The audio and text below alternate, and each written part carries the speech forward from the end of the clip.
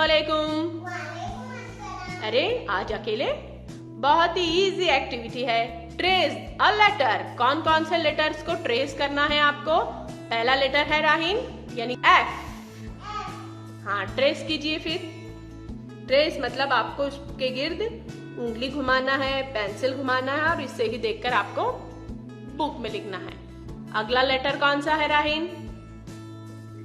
D for D. Very good,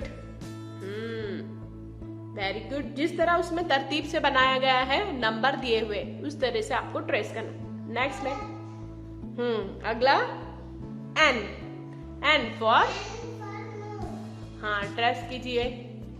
पहले N की जो पहला है वो, फिर आखिरी कौन सा है? एम फॉर क्या होता है?